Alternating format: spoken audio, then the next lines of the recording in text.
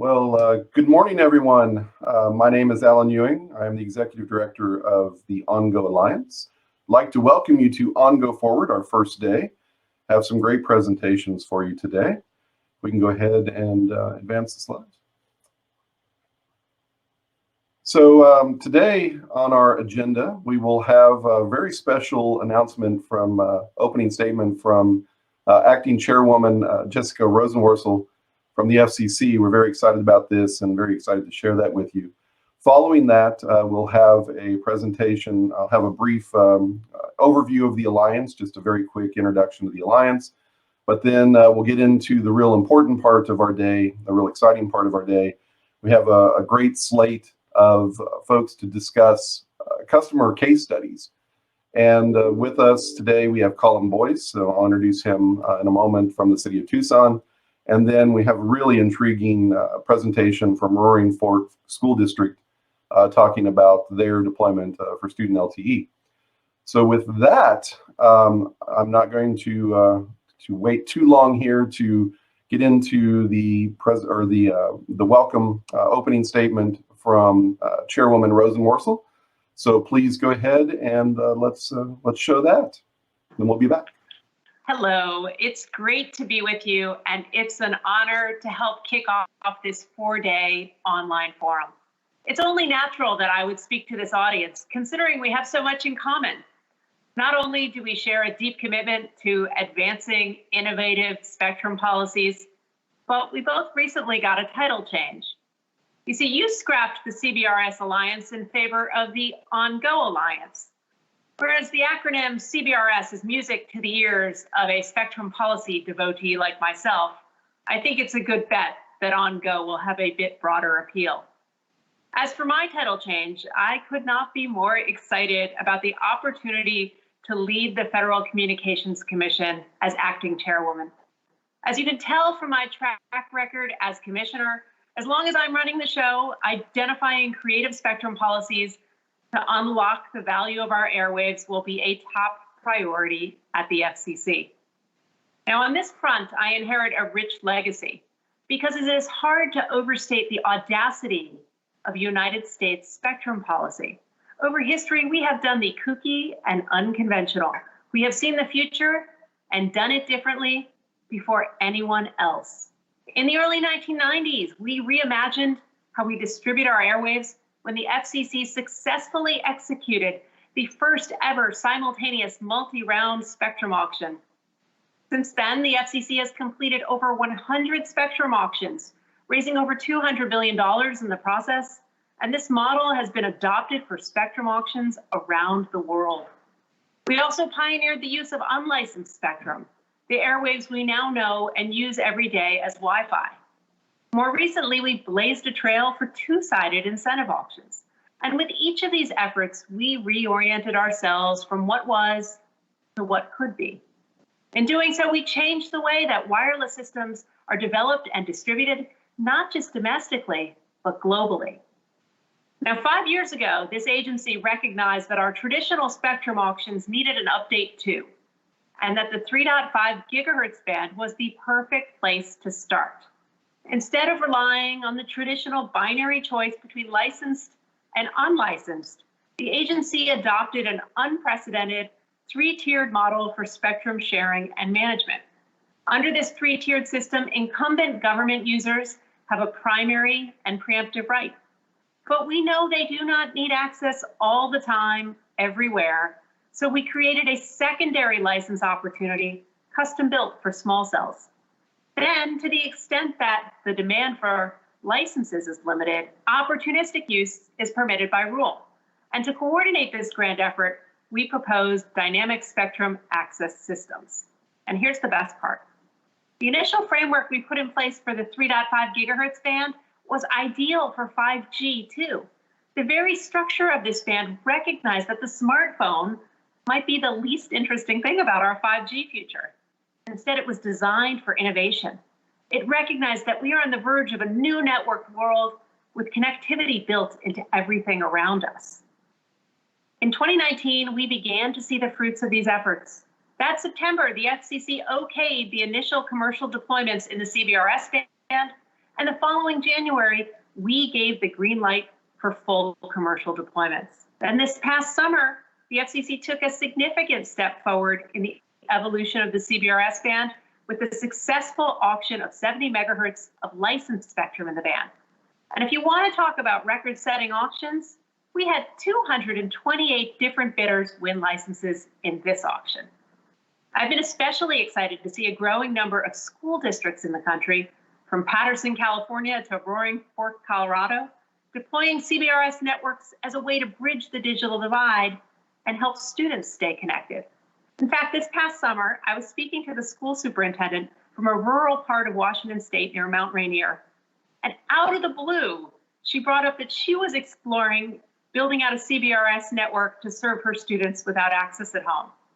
So let me use this opportunity to thank the Alliance for your valuable input on this subject in our homework gap proceeding, because I think the FCC can do more to help every student get the connection at home they need for their nightly schoolwork and to go to class online. But one of the best indicators of momentum for innovation in this band is the evolution of the OnGo Alliance itself.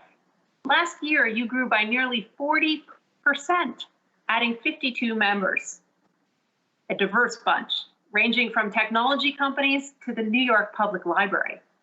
So I look forward to working with the OnGo Alliance to build on this progress and nurture even more activity in this band.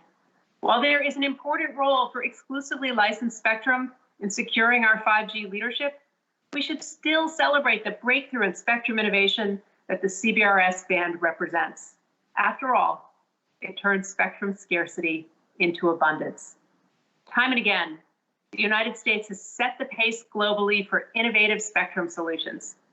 With your work in the CBRS band, you have an opportunity to help write the next chapter in the history of our leadership in spectrum innovation. So here's to the work you're doing now and the even bigger days ahead.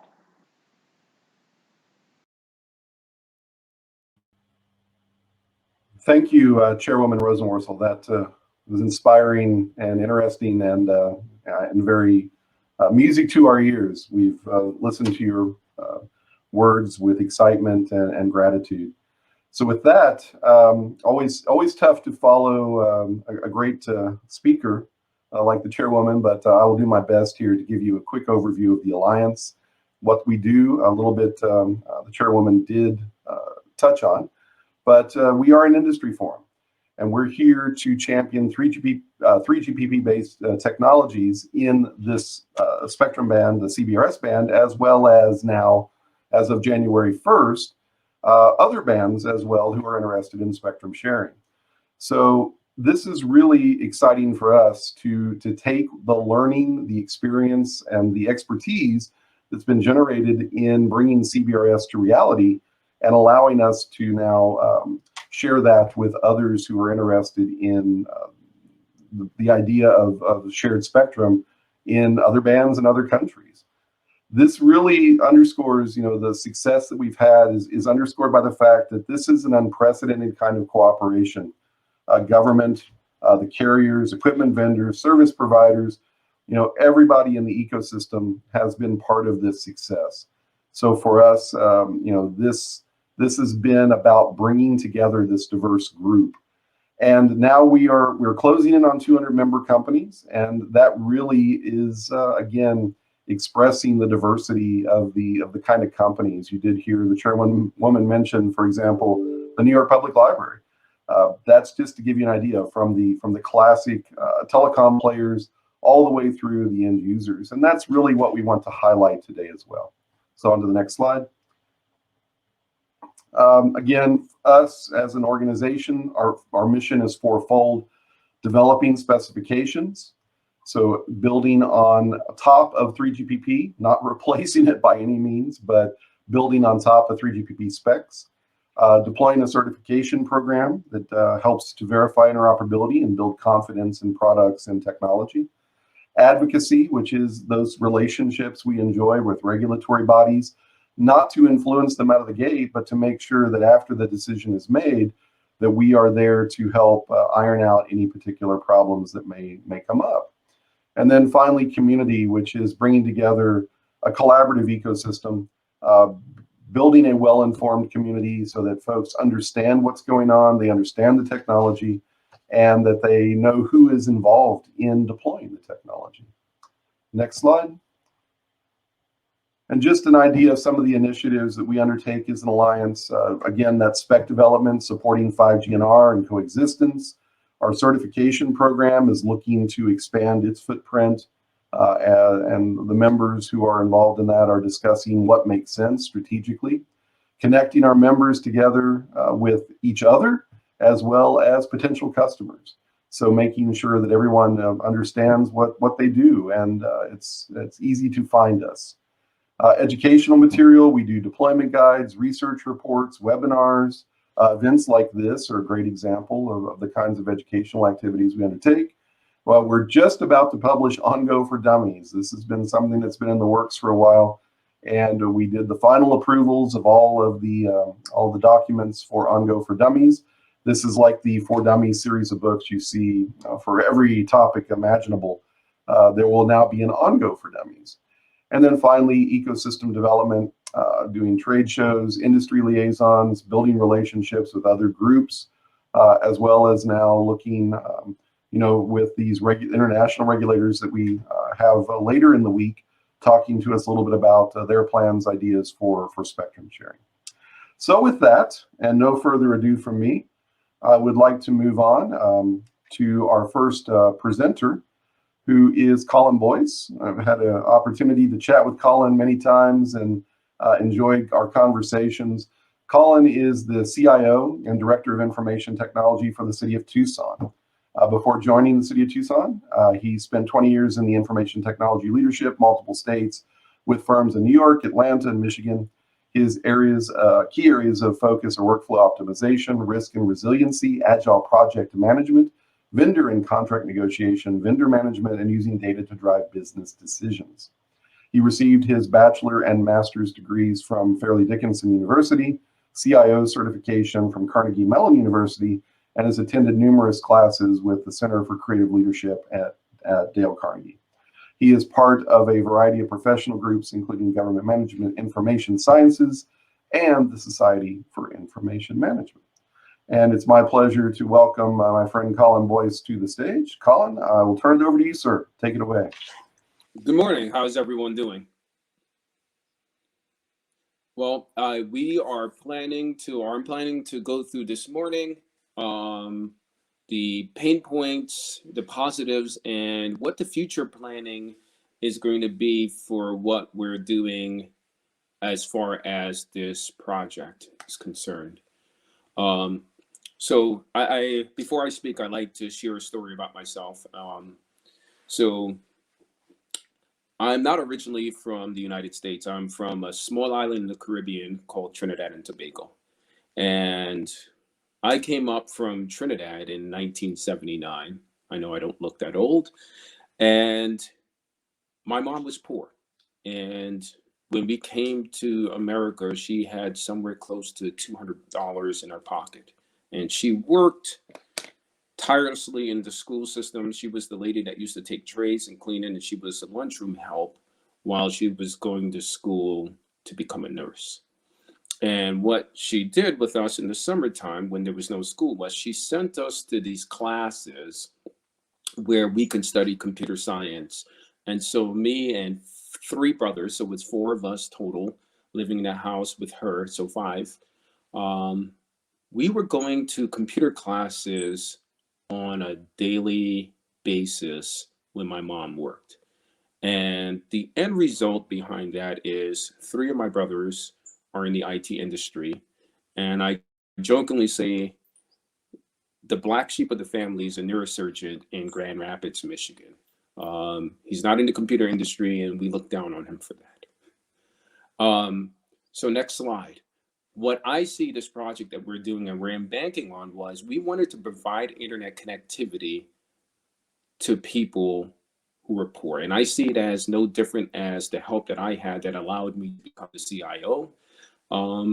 We're providing that help and assistance to people in the Tucson community, which will allow us to invest in the leadership of tomorrow in Tucson. In 2016, the Human Rights Council of the United Nations basically said internet access is a human right and it's important um, for consuming and participating in free speech and expression. 4 years before, the Internet Society surveyed 10,000 internet users from 40 countries, and 83% of them strongly agreed to legalize the right of internet access as a basic human right. Next slide.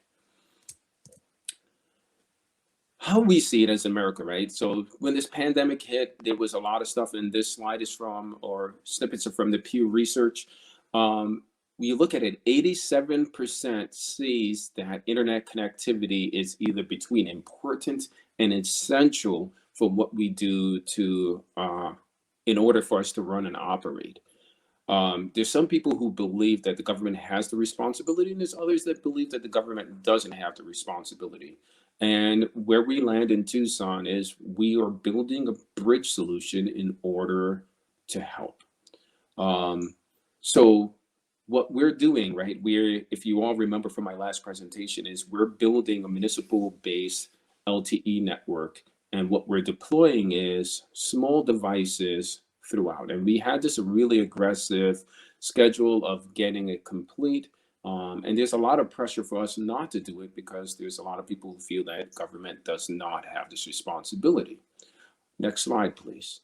But when we look at municipal broadband and where it is in the country, there is, government is doing it in 331 places. And I can say this slide is now out of date because as of now, it is 332 when you add the city of Tucson to the list. We currently have a few hundred people connected, and they are able to browse the internet and participate in the program. So what I'm going to share this morning is our pain points. So next slide, what are our pain points?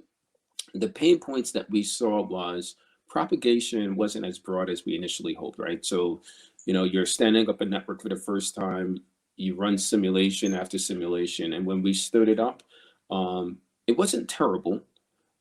It was somewhere in the neighborhood of, we expected, somewhere between a mile and a quarter of a mile. We're getting about a half a mile out of each radio. We still exceeded what we wanted to do with the project, but it wasn't exactly what we hoped for. And candidly, this is the only drawback that we saw in this entire project from a technology perspective. What we have discovered is people are scared of wireless. When you're starting to stand up a wireless signal, you have people that think that it's going to fry their brains. And we're working actively with the community to perform that education.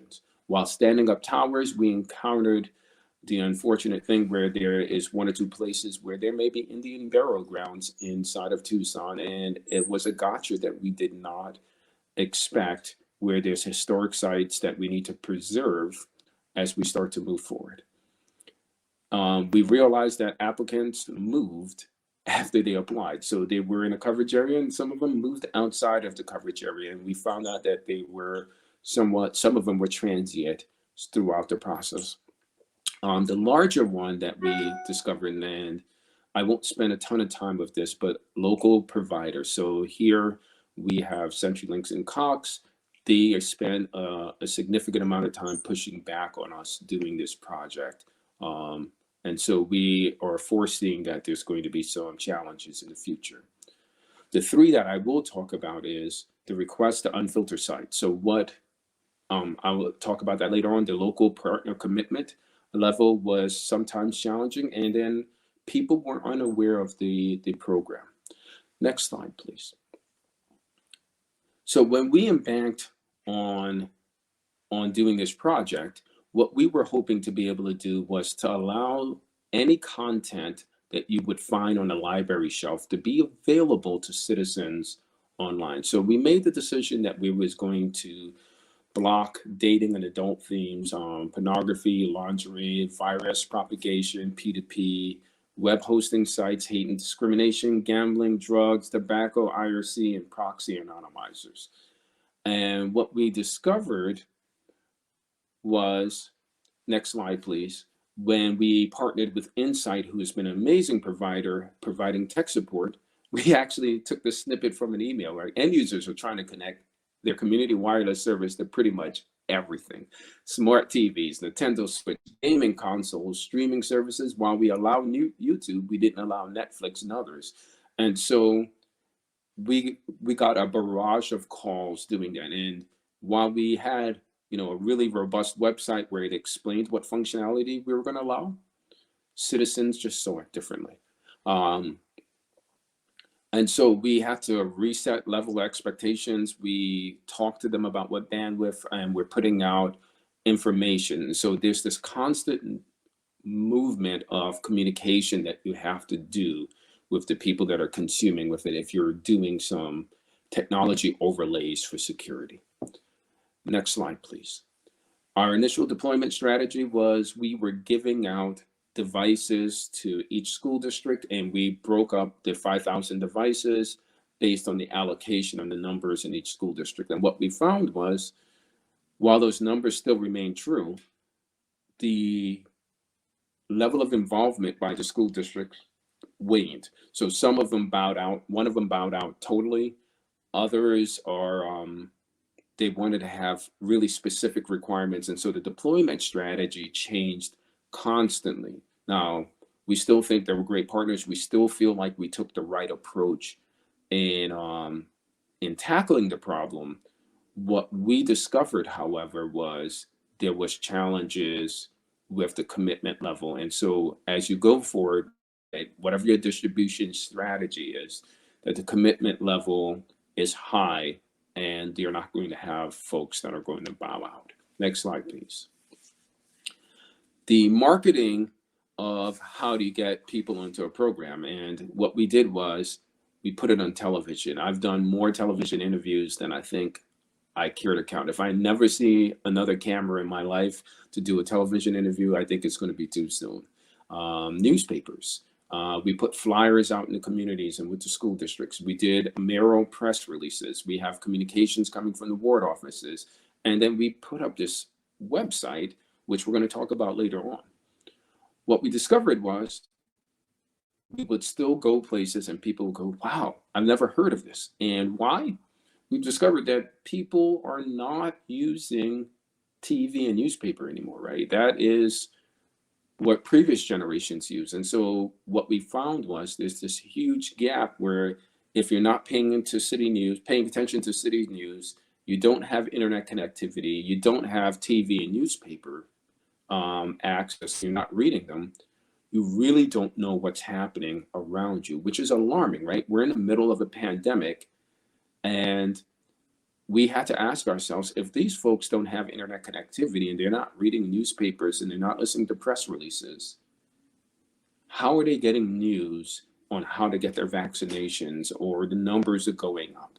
And it's alarming that these folks will be in the dark, not only from a learning perspective, but from a news perspective. And so what we're starting to do in the next phase of the project is we're going to partner with social groups and nonprofit organizations, the churches, and see if we can get deeper penetration into the community, because we just did not expect to have the gap in knowledge in what was taking place. Next slide, please. So initial project timeline, right? So all of that stuff that was happening, we thought we were going to be live in December. And we figured phase 2 would start January to March, and we'll have this thing all figured out, no problem. Well, the reality is we're going to go live, 100% live, closer to mid-March. And it was because of the delays that we encountered with the aforementioned items. And so what, so I typo on my slide. What really saved the day for us was the carrier relationships that we had with, or the partnerships that we established with companies. Next slide, please. Perfect. So in this slide, we had partnerships, internal partnerships. We had smart city stuff that we're going to talk about. We had the call center stuff they're talking about. But briefly, I want to talk about Geoverse, right? So we ran into a problem where All of the towers were not up. We partnered with Geoverse, and the importance of a core provider that had some of those carrier relationships, we were able to pick up the phone and say, hey, Geoverse, we need help. Can you connect us with a roaming scenario? And we went back and forth with numbers because roaming is really hard. It's a really expensive way to go about it.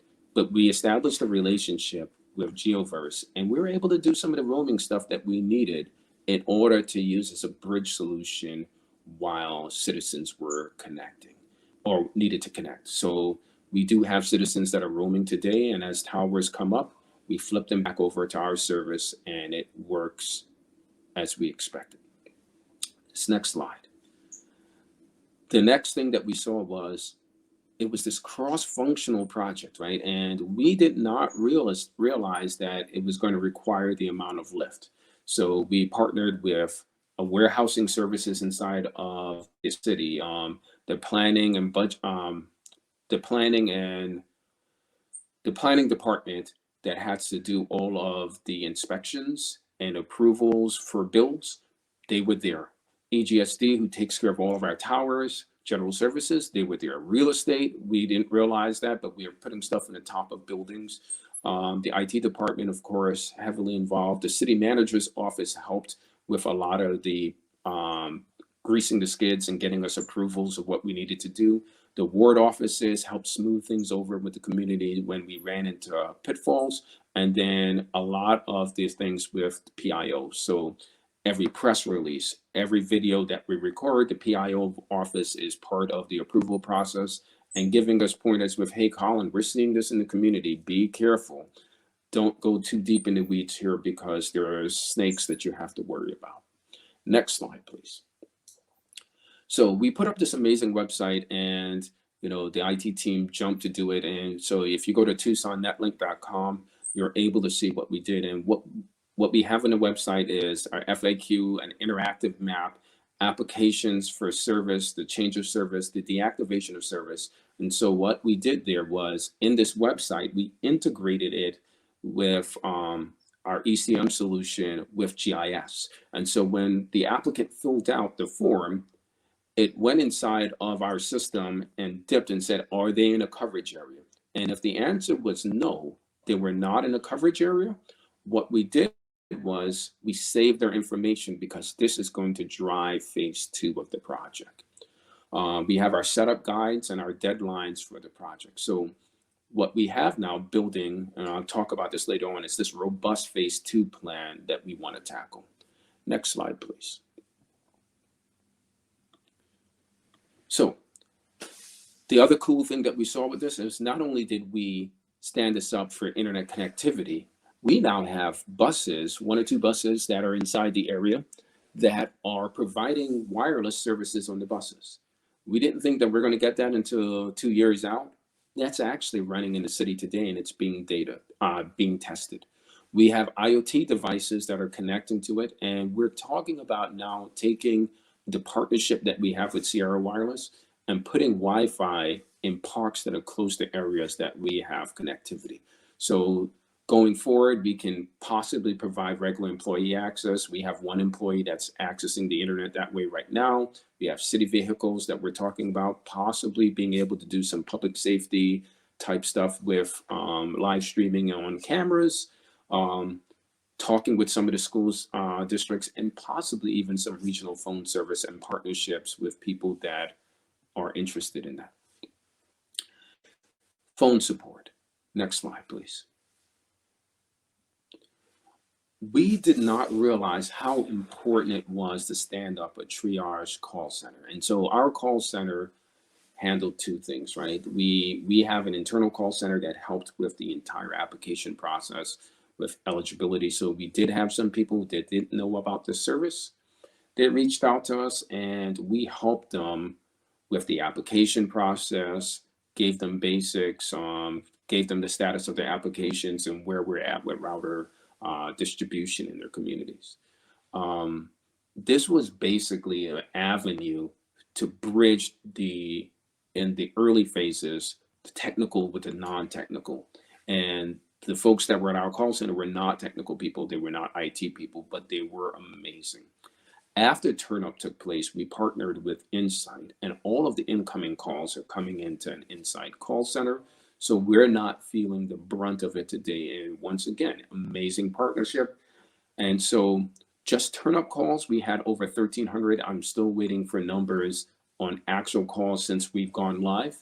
And the reality is citizens are calling in and they're actively using the service. So we're making an impact to the community.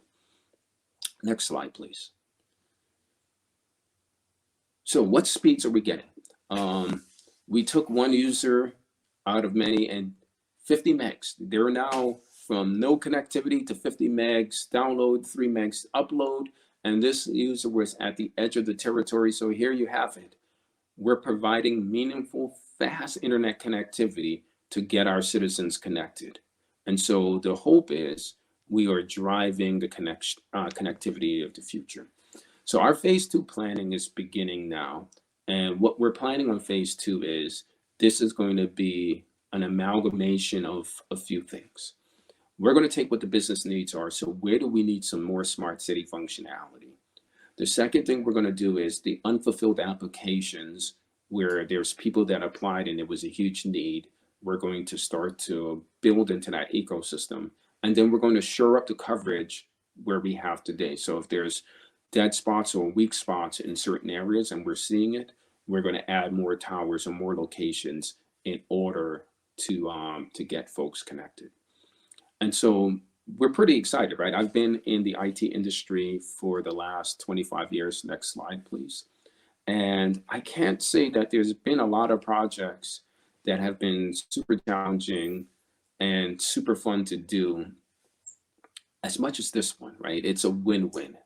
It's helping citizens, helping the city, and it's a creative streak where, you know, it's a fun project where you're doing something where you're groundbreaking. And what more can you ask for in a project besides what we're doing today? So thank you all for taking the time to listen to me. We will start to go through your questions. Hey, Colin. So first question is actually for me, just to clarify for the audience. The deployments that you're discussing are CBRS deployments. I know that's the sort of the operative assumption, but just to make sure everybody's level set there, is that an accurate statement? That is 100% accurate. Right. And I think that was what we're kind of in the forest and the trees mode, is that, of course, this is CBRS, but just to make sure our audience is completely aware of it. We've gotten a few questions that I'll throw up to you here. One is the size of the deployment. So how many towers, is it licensed or unlicensed spectrum? It is unlicensed spectrum, and we are currently at 31 towers. We are going to have 40 up by the end of March. And phase 2 will be another 40 towers. So our current thing with 31 towers, we're covering right around 44 square miles of the city. It's impacting somewhere close to 32,000 households have access to it if they want to have access. The number of households that are below the poverty line is close to 22% of that. So I figure it's about 8,000 people that may, reach out to us and ask for connectivity. Got it. Thank you. Another question is, how was this funded? What is the funding model that you're utilizing here? So the funding model that we used is we're using CARES dollars for phase 1, and council voted for phase 2. So we're still figuring out the funding source for phase 2, but council voted in and they said they want to be able to do it for phase 2. And we are actively working with people in the state of Arizona to figure out if there's grants and other things that we can leverage to do that. But yeah, really cool project. Orrin Binder, urban cities, the support functions are really important. Orrin, what I can tell you to do is look me up in LinkedIn. I can give you the skinny of all of the problems that we had, deep in the gory details with that. But most of it wasn't technology. It was government rules on how you stand up towers. There's rules around that now. you need to put up tall towers in order to do it, and there's people in the community that won't like that. Of course, we have the Indian burial grounds, fiber. So we partnered with JMA, and JMA has been amazing throughout the process, but it requires a decent amount of fiber assets inside of the city in order to make that run.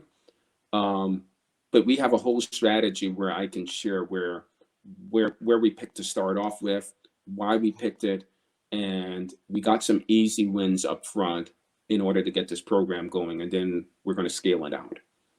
We have time for just one more question, and I think I would ask you if you had one piece of advice that you would give other urban areas, urban cities around the country. What is the one piece of advice when it comes to a CBRS deployment for these purposes? What is the one big learning that you'd like to make sure they take away? So the big thing that we learned that helped us be successful was we started off where we had easy wins. Get your easy wins. If you're in an urban area, parks are close to your community, fire stations, police substations or precincts, if you're on the East Coast, are close to the community. Start with areas that have amazing connectivity and is super close to your community, and you'll get your easiest wins there. And those easy wins will allow you to build momentum, get confidence in the project, and be agile. This is something that's hard. You've not done it before. Just roll with the punches and don't get frustrated. Got it. Well, Colin, thank you very much. Very interesting and exciting seeing reality of all of this. And we have other questions that we've captured. So folks, don't worry that we haven't captured your questions. We will share those with Colin, and we'll try to get through those and after the event. But Colin, thank you very much, sir. Excellent. Yeah, before I drop, I would say if you reach out to me in LinkedIn, I talk to people all over the country, and we are happy to share the experiences and what we did to be successful with this deployment with any city that's trying to do something similar. Perfect. Thank you very much, Colin. Take care.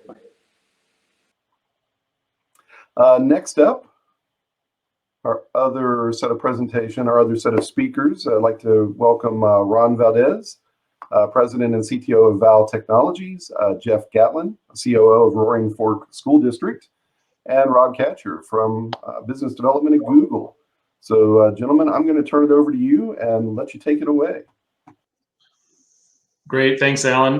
Well, I'll get us started today and really talk through kind of who the Roaring Fork School District is and what our story is, and then turn it over to Ron to talk through a little more technical and process as it relates to how we set up the network, and then Rob to talk a bit about some of the resources that Google was able to provide to help us out.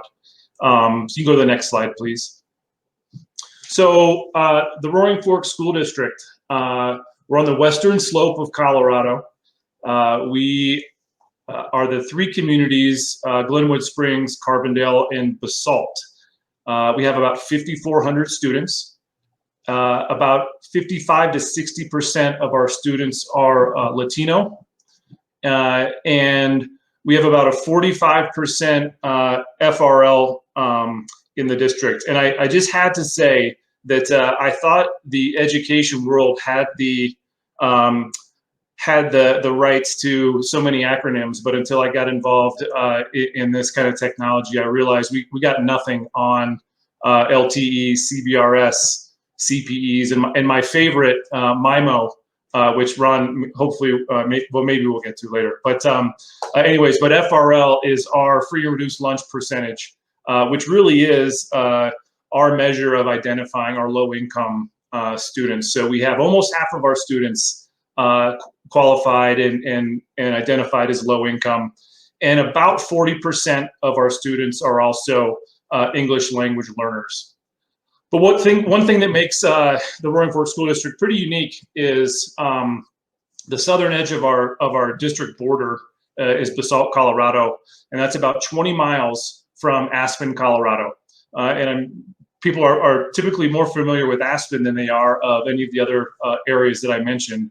But Aspen, depending on the metric that you use, has the highest cost of living in the state of Colorado.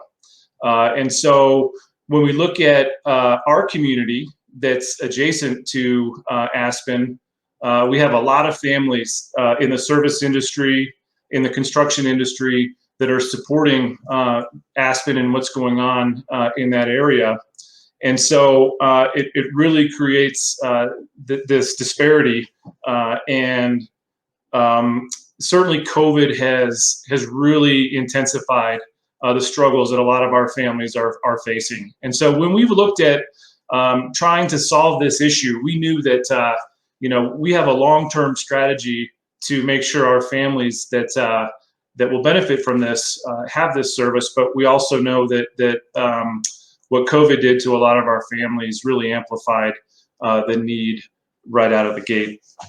And so a little bit of our tech environment. We are a heavy Google environment. We use the G Suite for education.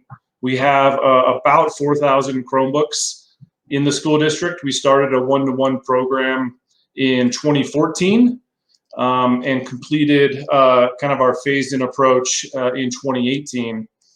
And really, that's what kind of started us exploring how we want to get our students connected at home, and that kind of segues into this connectivity gap issue. We have a lot of families in the school district that just can't afford it. They just can't afford what it costs. Even a low-cost solution that many providers can provide, it's still too much for our families.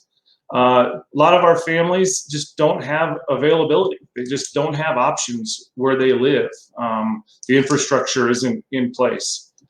And then lastly, we have a significant number of immigrant families that live in our school district, and they're not comfortable signing up for existing services. The information that's required to sign up provides a level of discomfort that turns them away from even signing up for a service. So we know we have this major gap in our families that are connecting, that they need to connect, and this very tech heavy and tech rich environment that we're providing.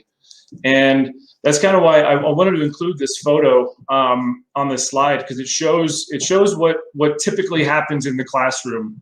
Certainly it's not unique to our school district, but you see a student connected to the internet on Chromebook doing schoolwork. And as a school district, when we're looking at providing this type of a learning environment for our kids, it's a lot easier to control the conditions inside the walls of our schools.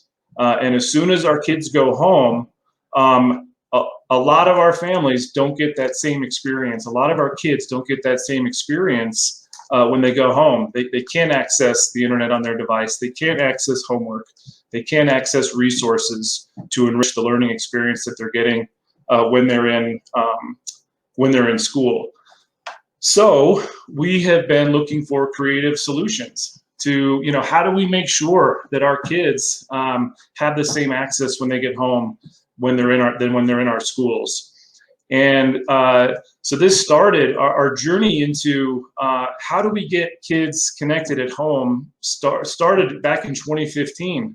It was our second year of our Chromebook rollout deployment, and working with Ron, who you'll hear from here in a moment, we actually worked to use a traditional outdoor Wi-Fi model to light up a mobile home park in Glenwood Springs to really run a proof of concept. Could we create this environment with the technology at the time, allow us to create this environment that would connect our kids when they were at home?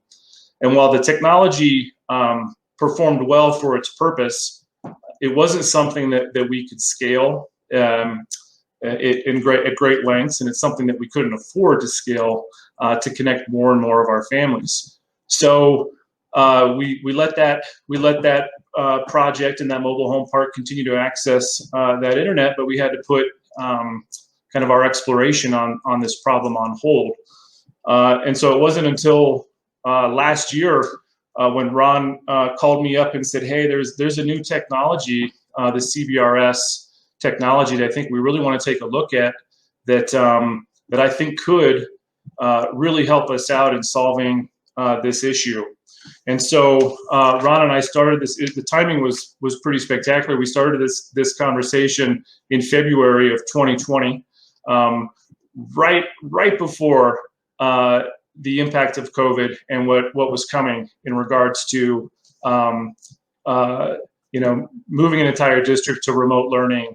What would be needed to support that? The timing of it lined up incredibly well. And then also the opportunities and resources that were made available because of COVID and our ability to leverage some of those to work on this solution. So what have we stood up? And Ron will get into the specifics a little bit more about counts and the process that we use. But we have an LT network set up, and our target really is our free and reduced lunch population, which is about, if you could go back one slide, that'd be good. It's about just under 2,300 students is our free and reduced lunch population, and we designed our network to provide coverage for all of those students, because we know that some of those students don't have internet. When we were first responding to COVID, we had just under 350 students, confirmed students, that did not have internet service, of which those are part of the 2,200, 2,300 students. And excuse me. And we also know that just providing a zero cost internet option, and I'll get to that in a moment, but this is completely free, is a big benefit. Even if it saves our families $10, $20 a month, that's money that's critical for our low income families that could go to something else. And so we're targeting not just our students who don't have internet, but all of our students who we feel like would really benefit from a free solution. And so what is included? We're providing a free CPE, and the internet service is also free. So we're able to do this through a completely zero cost approach. And I have to say, Ron and I have been in a home of a family with a mobile home with a family of 5 students accessing this service and accessing remote learning using a Google Meet or accessing their student information system. And to see it work, and to see it work really well, is awesome. And to know that there's zero cost involved with this is even better. And so, kind of to segue through that zero cost piece, I wanted to mention the partnerships that it's taken to do this. And the key to these partnerships are reducing costs and increasing the service that we're able to provide. And these partners that are listed have provided services from the actual internet service itself, backhaul, money to pay for the CPEs that are going into homes, access to somewhat, maybe it would appear, random locations throughout our region, access to a silo where we mounted equipment, access to a small tower in town. And, it just wouldn't have been possible to do this without these amazing partnerships that are really putting us in a good place to leverage this technology now and in the future and in the long run. And so just lastly is kind of the current status of this right now. We are still really early in our development and deployment of this network. We have about 2/3 of our target network stood up, and we're in the process of getting our first 25 devices out into families' homes. So, like I said, we're early on. We're excited about this. We're seeing students using the network, accessing their educational resources and materials, and really, really excited about where this is going to go and the potential impact it's going to have on such a broad population of our kids and our kids that really will benefit from this. And so I wanted to maybe just switch it over to Ron now to talk through a little bit about the network itself and kind of talk through the process that we use to set this up. Excellent. Thanks, Jeff. Next slide. All right, so a quick introduction. My name is Ron Valdez. I own Vol Technologies. My background, I spent 20 years with mobile network operators.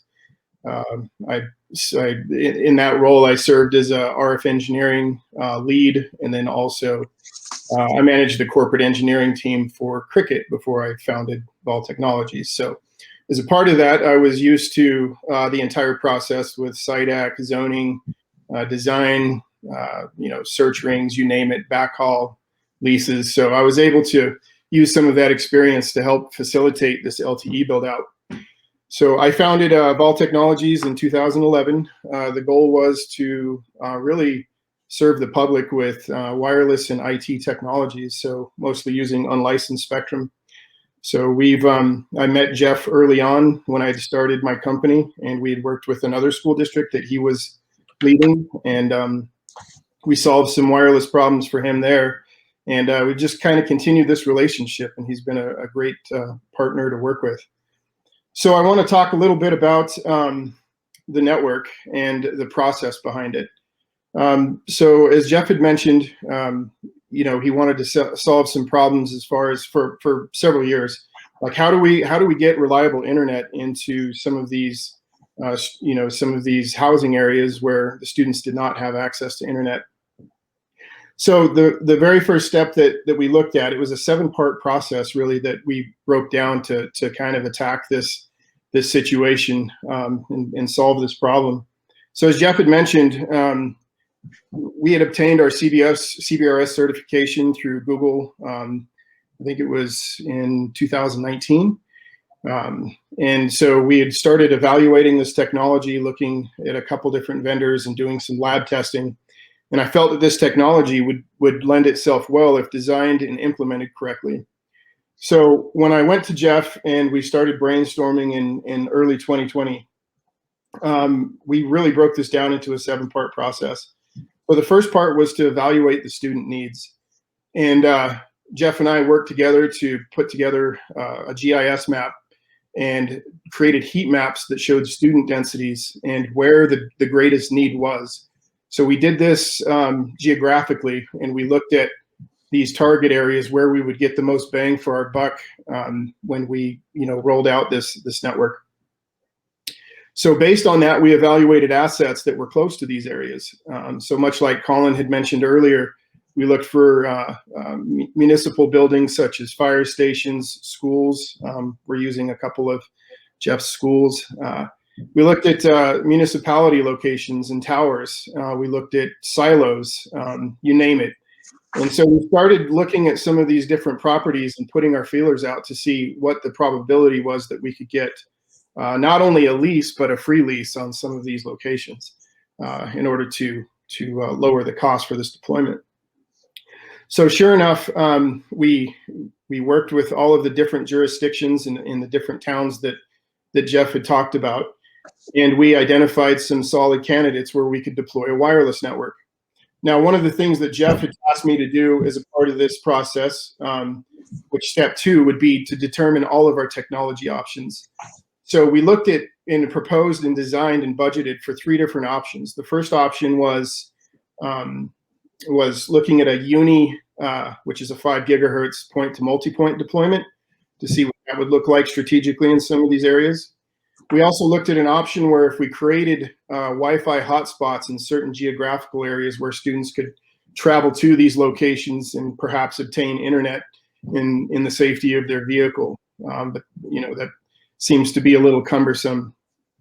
But nonetheless, we looked at the feasibility of that. And number 3 was obviously a CBRS deployment. And so when we look at a CBRS deployment, we have to ask ourselves, okay, fixed wireless or mobility? And if it's fixed wireless, what are some of the different options that are available? Do we have the ability to mount an outdoor CPE, or can we leverage indoor CPEs? And if we leverage an indoor CPE, what is the best practice in order to get the best signal in order to provide Wi-Fi on the access end to the student? So we looked at all these different options and we created cost models for each. And I think Jeff and I, through using Google's planning tool, we did comprehensive designs. And based on that, we had settled on CBRS and felt that was the right technology to move forward with.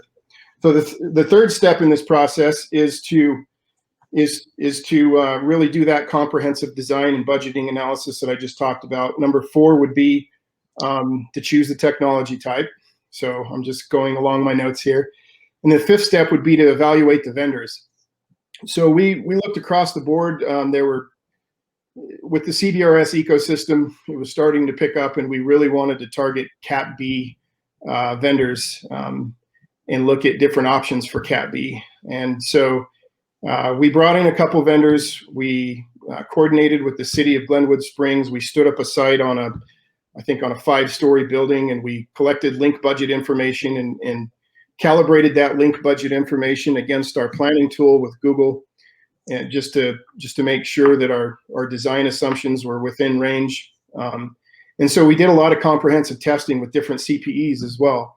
We looked at different core networks. So we also worked with Geoverse and in the early phases and looked at testing their platform as well on the core side.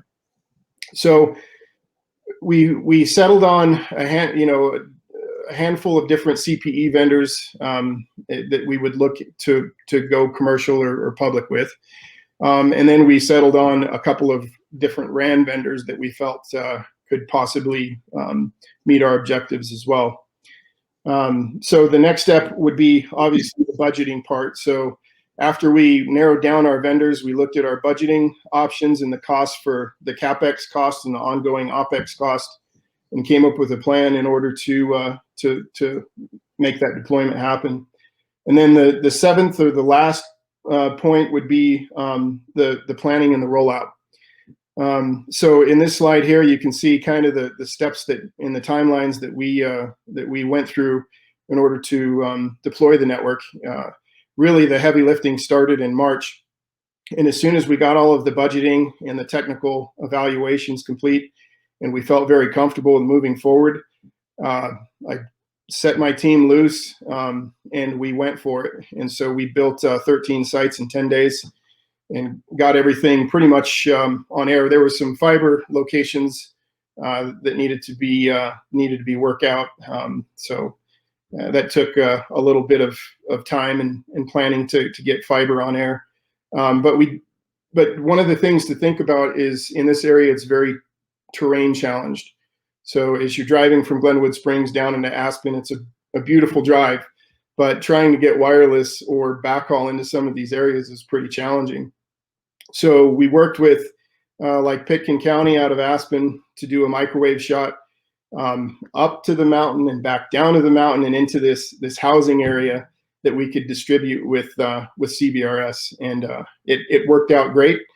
A lot of long hours, a lot of very careful RF engineering, but at the current state, we're on air, and we're seeing the same speeds that Colin had mentioned earlier, around 40 meg down, and then we're seeing a little bit higher, uplink speeds. So we're seeing on average around 9 to 10 to 12 megabit per second.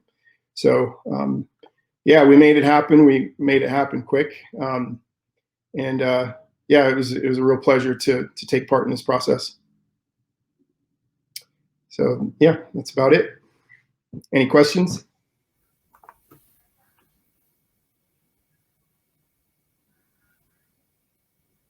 Okay. Rob? Yeah, hey, so I just want to chime in and just say huge kudos first to Jeff and Ron. This is, we see a lot of interest from schools around the country, and you're just some of the earliest ones. You're pioneering, and we love it. Google's been a longtime advocate for shared spectrum. CBRS is the first instance of that. It's a new model. It helps lower the friction because now there's GAA available and anyone can jump in. Literally anyone, whether you're a school district, whether you're a city, you can jump in and get access to spectrum to deploy your own LTE network. It's not only this is exactly the type of deployments that we want to see, bringing internet to people where it's needed. Just a quick mention that Google does provide a set of technology. Not only is CBRS a new model of shared spectrum that reduces friction, we have a set of technology that helps you reduce friction of deployments as well. And that's our spectrum access system, our network planner, which you can kind of think of like Google Earth, but with RF propagation layered on top of it. And we provide CPI training as well. So again, huge congrats to Jeff and Ron for standing up this first phase. And we're excited to continue to support you guys. Awesome. Thanks, Rob. Yeah, I mean, Google, everything from the SaaS to the planning tools, and obviously the Google environment for education has been a real success story. So thank you for all of your support as well. Very good. Well, Ron, Jeff, Rob, thank you. Exciting, interesting. We got a couple of questions. We're running a few minutes long, but I think this has been so valuable, so interesting that I want to make sure not to short shrift it. So one of the questions: how many students are basically online at any one given time? Are you expecting or seeing? Hey, Jeff, did you want to answer that? I'm sorry, Alan broke up on me a little bit. Alan, could you repeat that? Yeah, sure. How many students are online at any one given time? Well, that's a good question. You know, I don't know, Ron, if we've looked at kind of an aggregate. I know, you know, that one of the main test case that we did out of Glenwood, you know, had 5 students in the same household accessing their remote learning online at the same time. Just as an idea of what you know, what this looked like at a single home level. And I don't know, Ron, if you could speak to any more aggregate data around, you know, multiple homes and multiple locations. Yeah, we're seeing right now as the CPEs are being issued out, we're seeing about 20 students online consistently throughout the day, and their usage per day on average is about 800 meg. So yeah, they're doing a lot of video sessions and of course probably some other stuff in there as well too. But yeah, that's what it looks like. Well, great. And one other question for you all. So what was the funding model, and then what were the key objectives really for the project?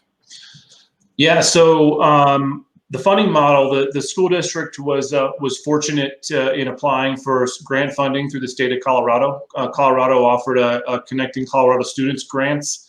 They did a phase 1 and a phase 2. So we've been able to leverage grant funding for the initial capital expenditures that we've needed to set up the environment. We're still working through kind of the long-term OpEx piece and still looking for partnerships and sponsorships to handle that one into the future. But that's how we've been able to fund standing up the equipment.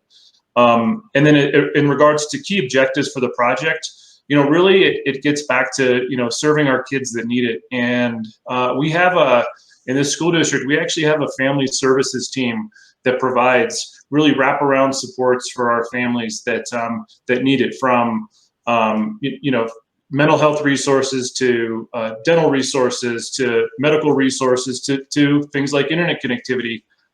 And so this team is very well engaged in our community, assessing the needs. And so really working with our team to know how are we doing? Are we still meeting the need? Have we met the need? And then kind of going from there. But that's our main objective, is to make sure we're serving those kids that really need the support. Got it. Well, thank you, gentlemen. Great to see. This is the kind of thing that we were all excited about, and seeing it in reality really underscores the, you know, it's very gratifying to know that this is really helping folks and doing the job that it was set out to do. So appreciate all of you. thank you for your time on this. And we have just a little bit of closing here, and then we'll go on. So yeah, thanks to all of our speakers today. Great presentation. Again, the reality of bringing CBRS into play and into use is great to see. Tomorrow, I would like to invite you to rejoin us. We're going to be talking about 5G and the future of OnGo. We also have sessions on Thursday and Friday. You'll be able to see that schedule on the Hopin platform. If you take a look at the, I believe it's the reception area, you'll be able to see those different sessions, timings, etc. So please rejoin us tomorrow. Appreciate everyone being here. We do have the questions captured. We'll try to make sure to get text answers if we weren't able to cover them live today. With that, I know we're over a little bit here. Appreciate everyone's attendance, and rejoin us tomorrow. Thank you, and enjoy the rest of your day. Have a good day.